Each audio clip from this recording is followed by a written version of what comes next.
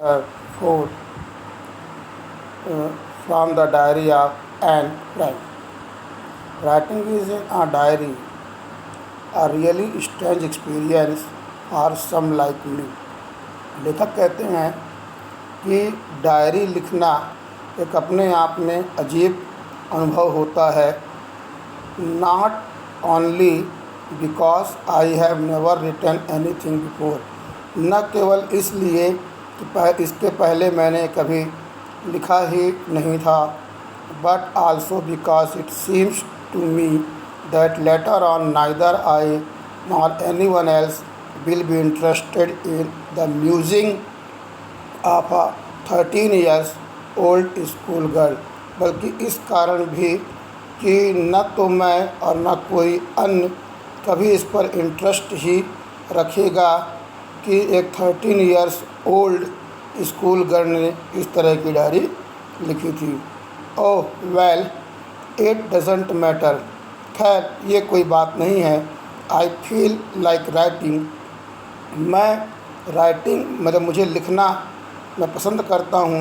And I have an even greater need to get all kinds of things off my chest.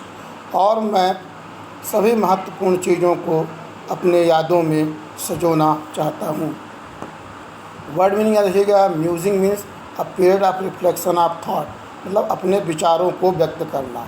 Diary entry में जब कोई भी चीज़ आप लिखते हैं तो उसमें क्या करते हैं, अपने विचारों को व्यक्त करते हैं. द ऑथर, इसमें लिखेगा कि author feel that it is an strange and unusual for her to write a diary about her feeling and experience because it was the first time she was doing it. लेखिका यहाँ पर कहती है कि जो डायरी लिखना है वो एक अजीब सा अनुभव है, क्योंकि उसने पहली बार ये काम किया था. सी फील्स दिस बिकॉज, वैसा इसलिए महसूस करती है, बिकॉज सी थिंक्स, क्योंकि वो सोचती हैं, दैट इन द फ्यूचर, कि भविष्य में no one would be interested in reading about young school girls past, कि आगे भविष्य में कोई भी लोग इस स्कूल गर्ल के पास्ट के बारे में पढ़ने में इंटरेस्ट नहीं रखेंगे.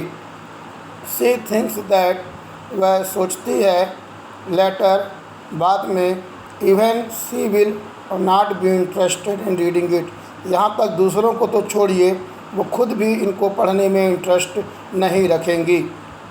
But then she puts these thoughts away and decided that she should write. बाद में इन विचारों को जो उसके मन में आते हैं कि कौन इसे पसंद करेगा, मैं खुद भी इसे पसंद नहीं करूँगी, लेकिन इसके बावजूद वो निर्णय करती है कि सी पुट दिस थॉट, निर्णय करती है कि she would write if she feels like doing so, कि यदि उसे लगता है तो वो निश्चित तौर पे लिखेगी. She feels the need to write, वह लिखने का इसलिए भी आवश्यकता महसूस करती है, because there were a lot of thoughts she had been holding on the lately and she needed to get them off their mind, कि बहुत सी चीज़ें ऐसे हैं जो अभी उसके दिमाग में है और उन विचारों को वो डायरी के रूप में लिख लेगी तो उसे हमेशा वो जब भी चाहेगी उसे याद रहेगा. It is known that writing one's thought act as therapy, writing भी एक अपने आप में माइंड थेरेपी है. She makes the decision for writing a diary, इसलिए वो डायरी लिखने का निश्चय करती है. Paper has more patience than people. Thought of this saying on one of those days when I was feeling a little depressed and was sitting at home with my chin in my hands, bored and listless, wondering whether to stay in or go out. I finally stayed where I was brooding. Yes, paper does not have more passion, and since I am not planning to let anyone else read this stripped back notebook, grandly referred to as a diary, unless I should ever find a real friend, it probably won't make a bit of difference. Now I am back to the point that prompted me to keep a diary in the fireplace. I don't have a friend. यहाँ पर difficult word meaning देखिए, listless मतलब with no energy और interest, जिसमें कोई interest कोई रुझान न हो। ब्रूडिंग इनस्ट इन सोइंग डीप थाट गहरे सोच में डूबना।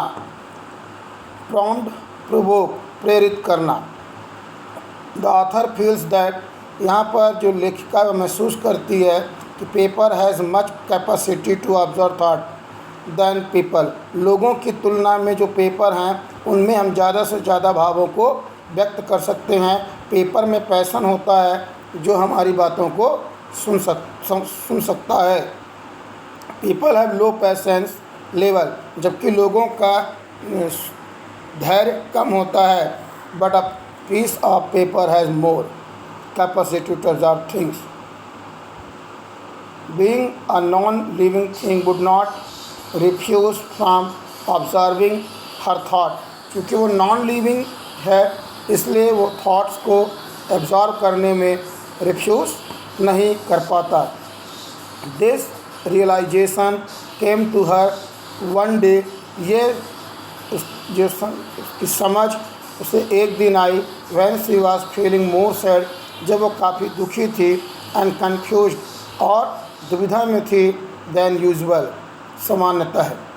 She could not even decide, वो अभी भी निश्चय नहीं कर पा रही थी कि वेदर टू गो आउट और stay at home at that time, किस समय वो बाहर खेलने जाएं या घर पर रहें।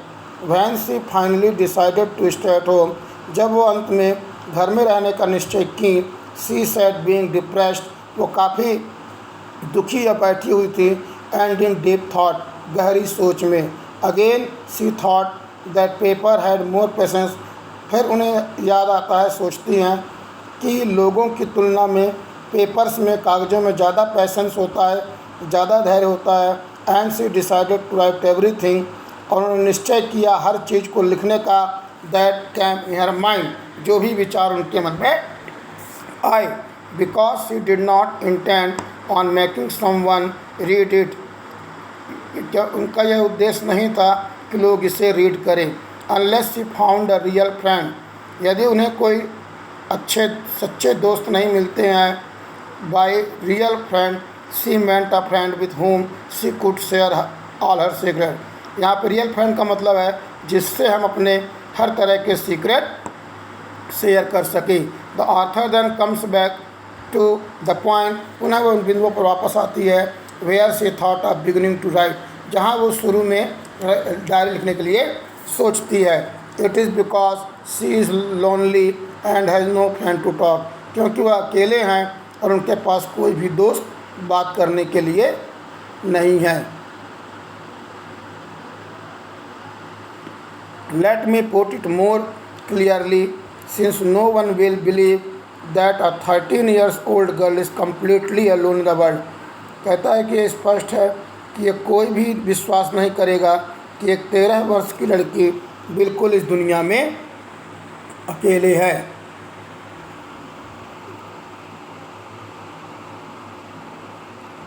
And I am not,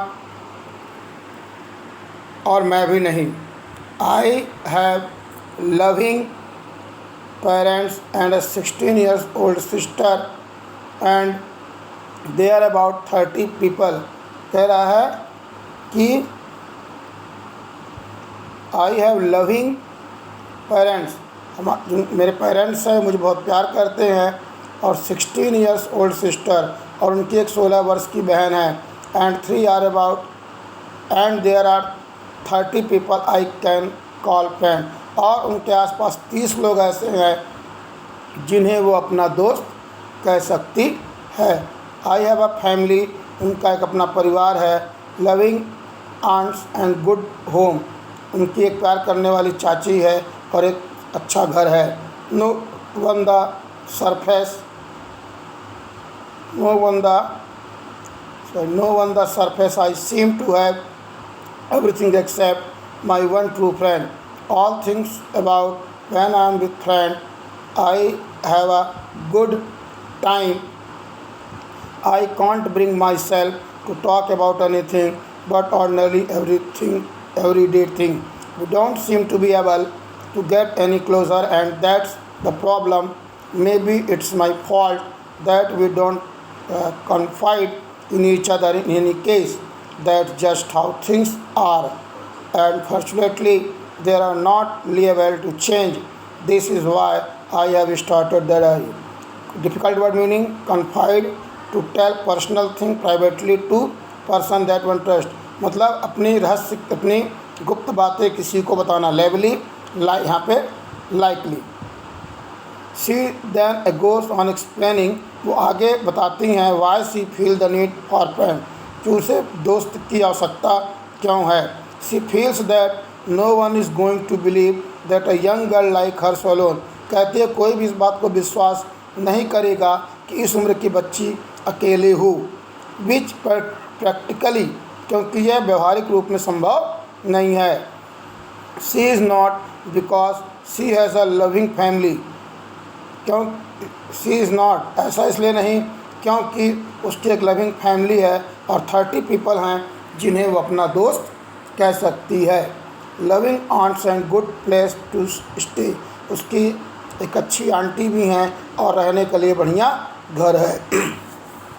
this depicts a clear picture of a happy family, ये सब चीज़ें एक अच्छे परिवार को शो करती हैं। But the one thing that lakhs in her life, क्या उनके जीवन में एक ही चीज़ की कमी है, the presence of a true friend, कि उनके कोई सच्चा दोस्त नहीं है। With whom C can share everything, जिसके साथ वह सब कुछ शेयर कर सके। She does have a good time with friends, वो अपने दोस्तों के साथ एक अच्छा समय व्यतीत करना चाहती हैं।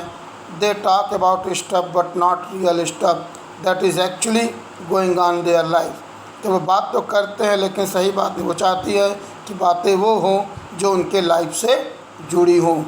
डिस्पाइट ट्राइंग हार्ड, कठिन बहुत परिश्रम के बाद they are unable to get closer, उन्हें सच्चे दोस्त नहीं मिले।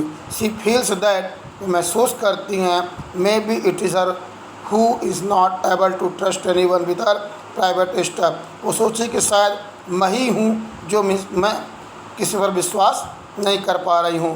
That she is not able to come any close to her friend, sir इसीलिए उसके कोई क्लोज फ्रेंड नहीं है।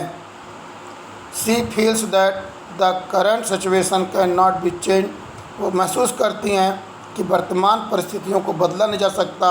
She needs to write her feeling in the diary, इसीलिए वो अपने भावों को डायरी में लिखना चाहती हैं। In change the image of this long awaited friend in imagination, I don't want to jot down the fact in this diary. The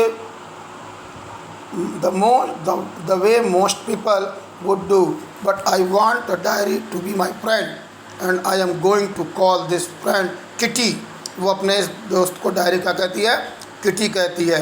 Since no one would understand a word of my stories to Kitty, if I were to plunge right in, I did better provide a brief sketch of my life much as I dislike doing so. यहाँ पर difficult word meaning है intense, मतलब intensify या increase करना। Plunge means jump और drip quickly, कहीं से वहाँ से दूर भागना। Usually when someone is writing a diary, सामान्य रूप से जब कोई डायरी लिखता है, they it list down all fact, वो सभी फैक्ट को नोट करता है, but about them in a formal manner, एक सामान्य रूप में, which the author does not want to do, लेखक ऐसा नहीं करना चाहती। This is because she wanted to give her need for a friend a safe and थर्स, क्योंकि वो अपने फ्रेंड को एक सेफ, उसका फ्रेंड कौन है, डायरी है, एक डायरी को निश्चित आकार देना चाहती है। Decides to name the diary as Kitty, इसलिए वो अपने डायरी को किटी नाम से बुलाती है। Hoping that someone would read her diary one day, इस उम्मीद के साथ कि एक दिन लोग उसकी डायरी को अवश्य पढ़ेंगे। She thinks that writing without giving detail about the background story would be ineffective. कहते कहते किसी भी हम स्टोरी को बिना उसके बैकग्राउंड के यदि उसको हम लिखते हैं तो शायद वो स्टोरी जो है इनइफेक्टिव होगी, उतनी प्रभावी नहीं होगी। So despite not wanting to do so she gives brief detail about her life. इसलिए वो अपने जीवन के बारे में डिटेल वहाँ पर पूरा बताती हैं। My father the most adorable fathers I have ever seen didn't marry my mother until he was 36 and she was 25. My sister Margot was born in Frankfurt in Germany in 1926. I was on 12th June 1929. I lived in Frankfurt until I was 4. My father immigrated to Holland in 1933. My mother, Edith Hollander Frank, went with him to Holland in September. While Margaret and I were sent to Aachen to stay with our grandmother. Margaret went to Holland in December and I followed in February when I was plunked down on the table as a birthday present of Margaret. Difficult word देखिए, adorable, lovable या quit. Emigrate, leave one place to, मतलब एक स्थान से दूसरे स्थान जाना। Plunge, to put down. She refer to her father as most level father, वह अपने यहाँ पिता को सबसे प्यारे पिता के रूप में बताती हैं। He father married her mother, उनके पिता ने उनकी माँ से शादी की थी। When was at the age 36, जब वो 36 के थे और उनकी माँ 25 की थी। She and her sister Margaret were both born in Frankfurt, वो और उसकी बहन दोनों का जन्म फ्रैंकफर्ट में हुआ था। As soon as Anne turn 4, जैसे एन जो है 4 साल की हुई, her father move to Holland, तो उनके पिताजी हॉलैंड चले गए। फॉलोड बाय हर मदर, अपनी माँ मतलब अपनी उस लेखिका की माँ के साथ। इन सितंबर में। While both the sister stayed with their grand mother in एकेन, और एकेन में दोनों बहनें अपने जो है दादी के साथ रह गईं। Margaret was also sent to Holland, Margaret को भी हॉलैंड भेजा गया। In December, followed by Anne in February, और इसके बाद फरवरी में एन भी हॉलैंड चली गई। Who was brought as birthday present for Margaret, यह संभवतः उनकी बहन के लिए बर्थडे प्रेजेंट था। I started right away at Montessori nursery school, I stayed there until I was 6, at which time I started in the first time in 6th form. My teacher was Miss Coppers, the headmistress. At the end of the year, we were both in tears as we said a heartbreaking farewell. In the summer of 1941, Grandma fell ill and had to have an operation, so my birthday passed with little celebration. Difficult word देखिए यहाँ पर। Farewell, एक प्रकार की party किसी के कहीं जाने पर जो दी जाती है।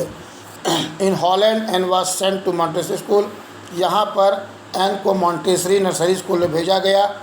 सी स्टार्टेड फ्रॉम फर्स्ट, यहाँ इनकी पढ़ाई कक्षा 1 से हुई। She had Miss Kuipers headmistress, यहाँ उनकी हेड मिस्ट्रेस मिस कूपर्स थी। As her teacher in 6th month, जो उनके 6th मंथ तक यहाँ टीचर रही। Who even cried at the time of farewell, विदाई के समय वो भी काफ़ी दुखी हुई। 1941 में the author's birthday could not be celebrated well, इनका जन्मदिन बड़े धूमधाम से नहीं मनाया जा सका। Because her grandmother fell ill, क्योंकि दादी माँ की तबीयत ख़राब हो गई थी। एंड अंडरवेंट एन ऑपरेशन, जहाँ पर उनका ऑपरेशन भी किया जाना था। Grandma died in January 1942। No one knows how often think of her and still love her. उनकी दादी माँ की डेथ 1942 में हुई। शायद ही कोई जानता होगा कि वो अपने दादी से कितना प्यार करती थी। This birthday celebration 1942 was intended to make up of other and grandma's candle was lit along with the rest। और अपनी दादी माँ के याद में उन्होंने एक कैंडल भी इसमें जलाया था। लिट करना, लाइट अप करना। The four of us are sitting doing well. हम सभी लोग बैठे हुए थे। And that bring me to the present date 20 जून 1942। 20 जून 1942 को मेरे लिए एक उपहार भी लाया गया था। एंड द सोलेमन, और शांति के साथ। इंटेंड मीन्स प्लान, योजना करना। सोलेमन कैरेक्टराइज बाई डीप सेंसिटिव, गंभीरता के साथ। डेडिकेशन, कमिटमेंट, किसी से कोई वादा करना। Unfortunately her grandmother left them in January 1942। 1942 में दादी माँ उनका साथ छोड़ गई। And miss her grandmother more than anyone I knows. वो सबसे ज़्यादा अपनी दादी माँ को मिस किया। कि this year's birthday was today celebrated with the great zeal, क्योंकि इस साल उनका जो बर्थडे है काफ़ी कम्प्लेक्शन के साथ मनाया गया। Which some of her background and bring to her present date this. इस तारीख को उन्होंने प्रेजेंट दिया था। मैं आपको पहले भी क्लियर कर चुका हूँ। अब उसकी डायरी देखिए। Saturday 20 June 1942। Dearest kitty, our entire class is quaking in its book. The reason, of course, is forthcoming meeting in which the teacher decided who will move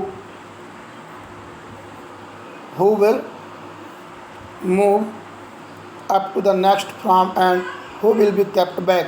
Half the class is making bets. Gian and I laugh ourselves silly at the two boys behind us, Cian and Jacobs, who have spent their entire holiday saving on their bet from morning to the night. It's you are going to pass. No, I am not. Yes, you are. No, I am not. Even GS pleading, Clarence and my angry outburst can't claim them down. If you ask me, there are so many dummies that about a quarter of the class should be kept back, but teachers are the most unpredictable creatures on earth. Difficult word quaking means shake or tremble, कांपना, हिलना. Stag, chanced, एक शर्त लगाना.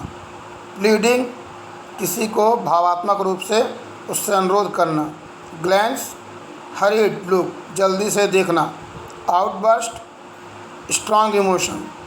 Dummies, एक प्रकार का मतलब object जो substitute के रूप में रियल या यूजुअल में यूज, मतलब सब्स्टिट्यूट के में उपयोग करना. Dummy.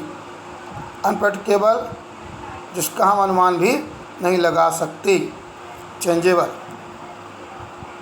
On June 20, 1942, Anna brings writing in her diary, addressing it her friend kitty. 20 जून 1942 को इन्होंने डायरी लिखना चालू किया. डायरी का संबोधन किटी दिया. She mention how her entire class is nervous. उन्होंने बताया कि किस तरह से उनकी पूरी क्लास नर्वस थी अबाउट देयर रिज़ल्ट, अपने रिज़ल्ट को लेकर के. It is unpredictable and will be decided by a meeting of teachers. ये किसी को भी अपने रिजल्ट को अनुमान नहीं था. ये केवल टीचर की मीटिंग के द्वारा डिसाइड होना था. In which they will select student to be move to next class और केप्ट बैक. वो निश्चय करते कि किस छात्र को अगली कक्षा में भेजना है या किसे बैक करना है. Many students were making bets. अब कुछ लोग आपस में शर्त लगा रहे थे.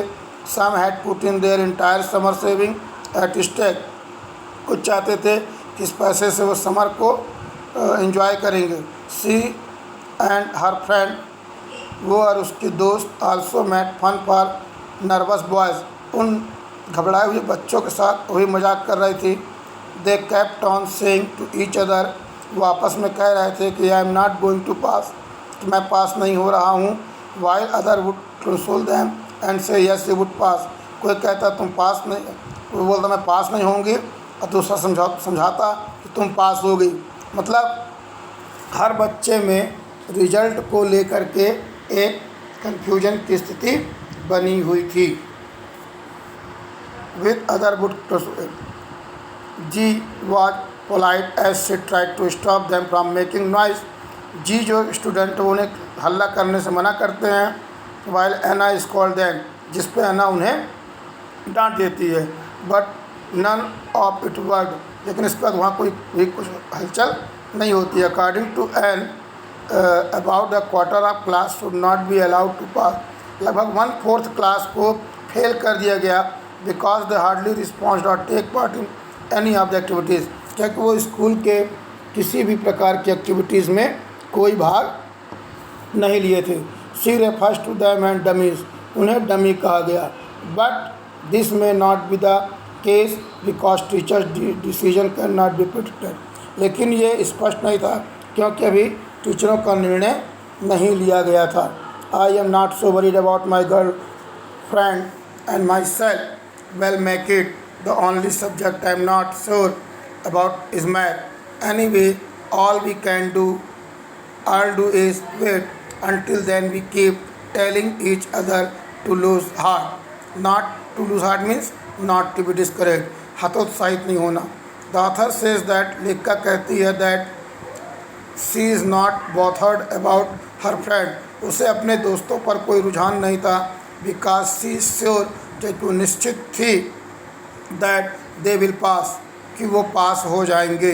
The only thing subject that she is unsure about mathematics, केवल एक ही सब्जेक्ट था मैथ जिसके बारे में वो कंफ्यूज थी।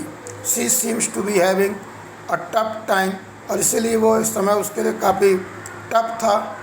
But all they could do was wait for the result and not loss there hope, इसलिए सभी लोग इंतज़ार कर रहे थे रिज़ल्ट का, और रिज़ल्ट तक वो इस उम्मीद को बांधे रहे। I get along pretty well with all my teacher. There are 9 of them, 7 men and 2 women. Mr. Kissing, the old forgave who math teacher, was annoyed with me and for ages because I talked so much. After several warnings, he assigned me extra homework, an essay on subject, a chatterbox. A chatterbox, what can you write about that? I don't worry about that. Later I decided. I jotted down the title in my notebook, tucked in my bag and tried to keep quiet. Word meaning इसमें difficult है। Old foggy means old fashion person, मतलब पुराने विचारों वाला, पुराने शौक रखने वाला। एनॉयड, गुस्सा होना, इरिटेट होना। चैटर बॉक्स, जो बहुत ज़्यादा बात करता है। जॉटेड, राइट, लिखना। आगे बताती हैं कि how she has great relationship with all teacher, कि उनके अपने अन्य टीचरों के साथ कैसे रिलेशन थे, एक्सेप्ट मैथ प्रोफेसर, केवल मैथ के सर को छोड़ करके। He was constantly irritated by author's talkativeness, क्योंकि वो हमेशा उस लेखिका के क्रियाकलाप से ज़्यादा बात करने से काफ़ी इरिटेट होते थे। डिस्पाइट सेवरल वार्निंग, कई चेतावनियों के बाद, Anna did not stop talking in his class, वो उनके क्लास में बात करना बंद नहीं करती थी। Which prompt him to give her extra homework, जिसके कारण वो उसे अतिरिक्त होमवर्क देते थे एज ए पनिशमेंट के रूप में। The first one was to write an essay, पहला पनिशमेंट था कि तुम्हें चैटर बॉक्स के बारे में ऐसे लिखना है। Because would could not run about that, क्योंकि इसके बारे में जल्दी कोई लिख नहीं सकता। For the moment she wrote the topic in her notebook, kept in her bag, and focused on staying quiet. That evening, after I finished the rest of my homework, the note about the essay caught me eye. I began thinking about the subject while chewing the tip of my fountain pen. Anyone could ramble on and leave big space between the words, but the trick was to come up with convincing argument to prove the necessity of talking. Thought, and suddenly I had an idea. I wrote the 3 pages Mr. Kissing and assigned me and was satisfied. I argued that talking is a student's trait and that I would do my best to keep it under control, but that I would never be able to cure myself of the habit since my mother talked as much as I did. If not more, and that there is not much you can do about inherited traits. Difficult word meaning है ramble, to talk or write in confusing manner, convincing, capable to causing someone to believe, अपने विश्वास में लेना, trait quality, inherited genetically one parent to an ancestor. The author came across the note she made as reminder of ऐसे। यहाँ पर लेखक बताते हैं कि किस तरह से उसने इस ऐसे को कंप्लीट किया था। रेस्ट ऑफ होमवर्क में she began to thinking about topic, वो अपने टॉपिक के बारे में सोची। While chewing the tip of my fountain pen, जब वो फाउंटेन पेन को मुंह में लगाकर बैठी हुई थी।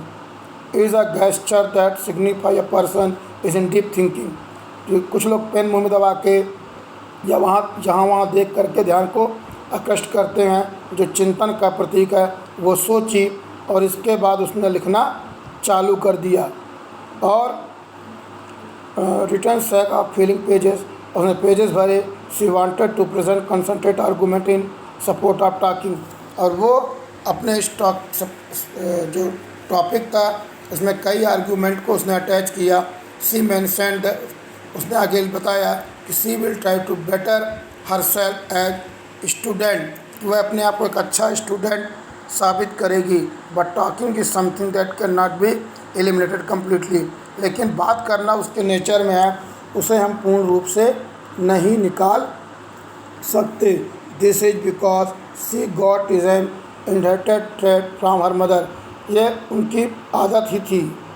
And this is how she ended of writing 3 page on topic, और उसने इस पर 3 पेज लिखे।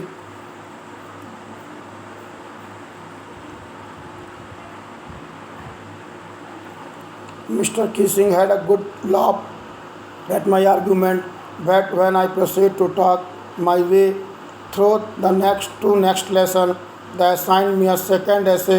This time it was supposed to be an incredible chatterbox. I handed it, and Mr. Kissing and nothing to complain about for 2 whole lesson. However, during the 3rd lesson, he had finally had enough, and Frank, as punishment for talking in case, write an essay. A quack quack quack said Mistress Chatterbox। यहाँ फिर लेखिका बताती है कि उस ऐसे के बाद उसे एन इनक्रेडिबल चैटरबॉक्स का ऐसे लिखने को मिला, उसको भी उसने लिख दिया। फिर लास्ट में अगला टॉपिक दे गया क्वैक क्वैक क्वैक। क्वैक क्या है? बतख के बच्चे के बाद जो बहुत ज़्यादा बात करता है, क्वैक क्वैक क्वैक क्या लिखोगे। लेकिन लेखिका ने इस पर भी अपना टॉपिक पूरा किया।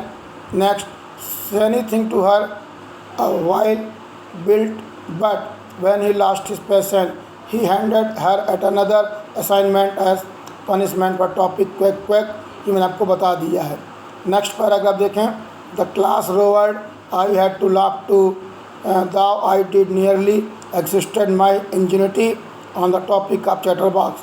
It was time to come up with something else, something original. My friend Sam, who's good at poetry, offered to help me write the essay from beginning to end in verse, and jumped for joy. Mr. Kissing was trying to play a joke on me with this ridiculous subject, but I did make sure the joke was on him. Word meaning रोवर्ड, तेजी से हंसना। एस्टिस्टेड, completely used up. Ingenuity, quality of being clever. Verse, writing arrangement with metrical rhyme. Ridiculous, deserving or inviting derision.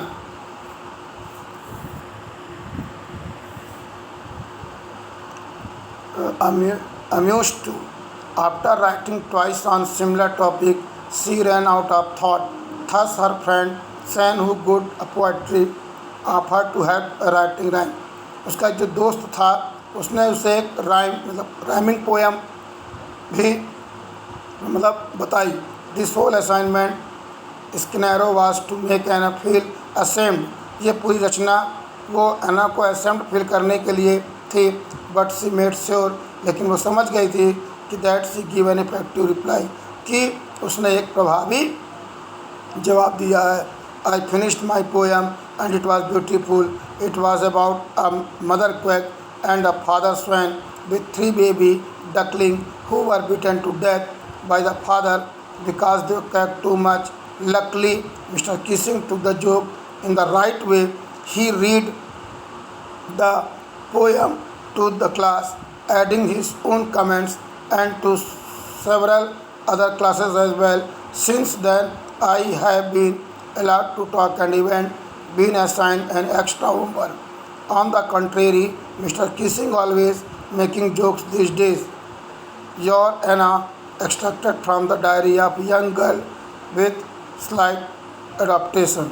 Word meaning contrary, opposite in nature. She finally wrote her third assignment. अंत में उसने और तीसरा assignment लिखा in the from a poem से which turn out to be a great, जो एक महान कार्य था उसके लिए.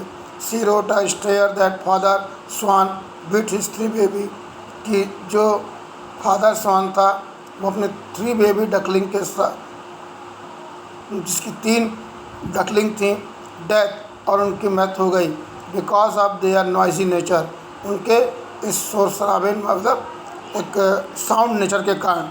टू हर गुड लक, लेकिन उसका अच्छा लक है कि प्रोफेसर टूक इट लाइटली, लेकिन प्रोफेसर ने इसे काफ़ी लाइटली लिया, बहुत गंभीरता से उसको नहीं लिया. The professor rested the entire poem, professor ने उस पूरी पोएम को पढ़ा in front of the class के सामने, while giving his own remark स्टूडेंट्सली, और उसने अपने उस पर रिमार्क दिए. The author being fortunate enough, लेखक भी काफ़ी भाग्यशाली थी. Talk uninterruptedly after this incident without any further homework as punishment, और यहाँ से फिर उस लेखिका को पनिशमेंट के रूप में कोई दूसरे कार्य नहीं दिए गए. Also mister Keesing the professor started cracking jokes ever now and then in front class, इसके बाद से प्रोफेसर भी मजाकिया हो गए और उनको वो कहीं ना कहीं कोई जोक देते रहे. I have tried to explain the whole lesson of this chapter. If you like, please subscribe it.